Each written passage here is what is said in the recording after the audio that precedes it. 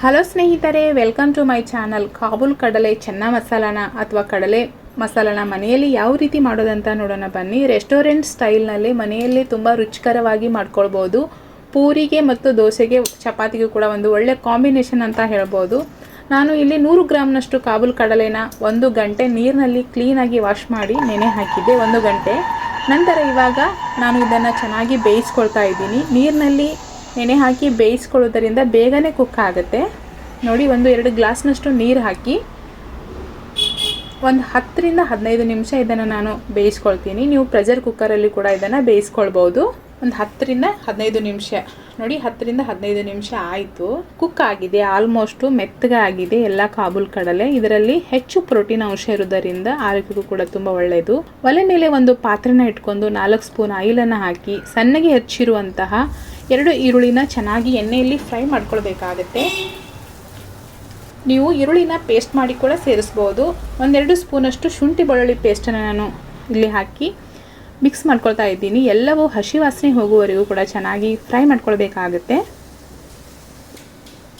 ಮೇಲೆ ಒಗ್ಗರಣೆಗೆ ಸ್ವಲ್ಪ ನಾನು ಕರಿಬೇವು ಸೊಪ್ಪನ್ನು ಸೇರಿಸ್ತಾ ಇದ್ದೀನಿ. 1 ಟೀ ಸ್ಪೂನಷ್ಟು ಅರಿಶಿನ ಕೂಡ ಸೇರಿಸ್ತಾ ಇದ್ದೀನಿ. ಎಲ್ಲವನ್ನು ಚೆನ್ನಾಗಿ ಮಿಕ್ಸ್ ಮಾಡ್ಕೊಳ್ಳಿ.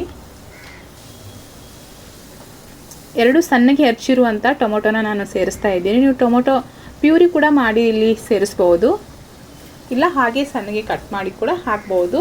ಹಸಿ ವಾಸನೆ ಹೋಗುವವರೆಗೂ ಎಲ್ಲ ಚೆನ್ನಾಗಿ ಹುರಿದುಕೊಳ್ಳಿ. 1 ಸ್ಪೂನಷ್ಟು ಉಪ್ಪನ್ನು ಕೂಡ ಸೇರಿಸಿ ಇದನ್ನು ಚೆನ್ನಾಗಿ ಫ್ರೈ ಮಾಡ್ಕೊಳ್ತಾ ಇದ್ದೀನಿ. ಎಲ್ಲ ಮಸಾಲ ಆಲ್ಮೋಸ್ಟ್ ಕುಕ್ ಆಗಿದೆ. ಇವಾಗ ನಾನು 1-2 ಸ್ಪೂನಷ್ಟು ಧನಿಯಾ ಪುಡಿನ ಸೇರಿಸ್ತಾ ಇದ್ದೀನಿ. 1 ಸ್ಪೂನಷ್ಟು ಜೀರಿಗೆ ಪುಡಿನ ಸೇರಿಸ್ತಾ ಇದ್ದೀನಿ. 1 ಸ್ಪೂನಷ್ಟು ಗರಂ ಮಸಾಲ ಹಾಕ್ತಾ ಇರೋದಿಲ್ಲಿ. ನಿಮಗೆ ಗರಂ ಮಸಾಲ ಬೇಡ ಅಂದರೆ ನೀವು ಸಾಂಬಾರು ಪುಡಿ ಕೂಡ ಹಾಕ್ಕೊಳ್ಬೋದು. 1.25 ಸ್ಪೂನಷ್ಟು ನಾನು ಅಚ್ಚ ಖಾರದ ಪುಡಿನ ಸೇರಿಸ್ತಾ ಇದ್ದೀನಿ. ಎಲ್ಲ ಮಸಾಲೆನ ಚೆನ್ನಾಗಿ ಮಿಕ್ಸ್ ಮಾಡ್ಕೊಳ್ಳಿ. ನೋಡಿ, ನಾನು ಇಲ್ಲಿ 1 ಕಪ್ನಷ್ಟು ಗೋಡಂಬಿನ ಪೇಸ್ಟ್ ಮಾಡ್ಕೊಂಡಿದ್ದೀನಿ. ಗೋಡಂಬಿ ಹಾಕಿ ಮಾಡೋದರಿಂದ ತುಂಬ ಚೆನ್ನಾಗಿರುತ್ತೆ ಕಾಬೂಲ್ ಮಸಾಲ, ಚೆನ್ನ ಮಸಾಲ. ನಮಗೆ ನೀರು ಕ್ವಾಂಟಿಟಿ ಎಷ್ಟು ಬೇಕಲ್ಲ ಅಷ್ಟು ಹಾಕ್ಕೊಳ್ಬೇಕಾಗತ್ತೆ. ಜಾಸ್ತಿ ನೀರು ಹಾಕೊಳ್ಳೋದು ಬೇಡ. ಇದು ಗ್ರೇವಿ ಗಟ್ಟಿಯಾಗಿರಬೇಕು, ಚೆನ್ನಾಗಿರುತ್ತೆ. ಸ್ವಲ್ಪನೇ ನೀರು ಹಾಕ್ಕೊಂಡು ಎಲ್ಲ ಮಸಾಲೆನ ಗೋಡಂಬಿ ಪೇಸ್ಟ್ ಜೊತೆಗೆ ಮಿಕ್ಸ್ ಮಾಡ್ಕೊಳ್ಳಿ. ಉರಿನ ಇವಾಗ ಮೀಡಿಯಮ್ ಫ್ಲೇಮ್ನಲ್ಲಿ ಇಟ್ಕೊಂಡು ಕುಕ್ ಮಾಡ್ಕೊಳ್ಬೇಕಾಗತ್ತೆ. ನೋಡಿ, ನಾನು ಇನ್ನೊಂದು ಸ್ವಲ್ಪ ನೀರು ಹಾಕ್ತಾ ಇದ್ದೀನಿ. ತುಂಬ ಗಟ್ಟಿಯಾಗಿತ್ತು ಗ್ರೇವಿ. ಮೇಲೆ ಸ್ವಲ್ಪ ಕೊತ್ತಂಬರಿ ಸೊಪ್ಪನ್ನು ಹಾಕಿಕೊಳ್ಳಿ. ಹೋಟೆಲ್ಗಳಲ್ಲಿ ಹೆಚ್ಚಾಗಿ ಗೋಡಂಬಿನ ಯೂಸ್ ಮಾಡಿಕೊಂಡೇ ಗ್ರೇವಿಗಳನ್ನು ಮಾಡೋದು. ಗೋಡಂಬಿ ನಿಮಗೆ ಇಷ್ಟ ಇಲ್ಲ ಅಥವಾ ಬೇಡ ಅಂದರೆ ನೀವು ಕಾಯನ್ನು ಕೂಡ ಚೆನ್ನಾಗಿ ಸ್ಮೂತಾಗಿ ಪೇಸ್ಟ್ ಮಾಡಿಕೊಂಡು ಕಾಯನ್ನು ಕೂಡ ಸೇರಿಸ್ಬೋದು. ಹಸಿ ತೆಂಗಿನಕಾಯನ್ನು ಕೂಡ ಸೇರಿಸ್ಬೋದು. ಬೇಯಿಸ್ಕೊಂಡಿರುವಂಥ ಕಾಬೂಲ್ ಕಡಲೆನ ನಾನು ಇವಾಗ ಮಸಾಲೆಗೆ ಸೇರಿಸ್ತಾ ಇದ್ದೀನಿ. ಮೇಲೆ ಸ್ವಲ್ಪ ಕೊತ್ತಂಬರಿ ಸೊಪ್ಪನ್ನು ಹಾಕಿಕೊಳ್ಳಿ.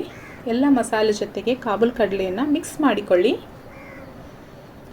ಉರಿನ ಮೀಡಿಯಮ್ ಫ್ಲೇಮ್ನಲ್ಲಿಟ್ಟು 5 ರಿಂದ 6 ನಿಮಿಷ ಕುಕ್ ಮಾಡ್ಕೊಳ್ಬೇಕಾಗತ್ತೆ. ಮಸಾಲೆ, ಖಾರ ಎಲ್ಲವೂ ಚೆನ್ನಾಗಿ ಹೊಂದ್ಕೊಳ್ಬೇಕಾಗುತ್ತೆ. ಒಂದು 5 ರಿಂದ 6 ನಿಮಿಷ ಕುಕ್ ಮಾಡ್ಕೊಳ್ಳಿ. ನಮ್ಮ ಚಾನಲ್ಗೆ ಮೊದಲದಾಗಿ ಭೇಟಿ ಕೊಟ್ಟಿದ್ರೆ ಸಬ್ಸ್ಕ್ರೈಬ್ ಮಾಡ್ಕೊಳ್ಳಿ. ಹಾಗೆ ಒಂದು ಲೈಕ್ ಮಾಡಿ. ಈ ವಿಡಿಯೋ ಇಷ್ಟ ಆದರೆ ನಿಮ್ಮ ಫ್ರೆಂಡ್ಸ್ ಫ್ಯಾಮಿಲಿಗೂ ಕೂಡ ನೀವು ಶೇರ್ ಮಾಡ್ಬೋದು. ಫೇಸ್ಬುಕ್ನಲ್ಲಿ ನೋಡ್ತಾ ಇದ್ದರೆ ಲೈಕ್ ಮಾಡಿ, ಶೇರ್ ಮಾಡಿ.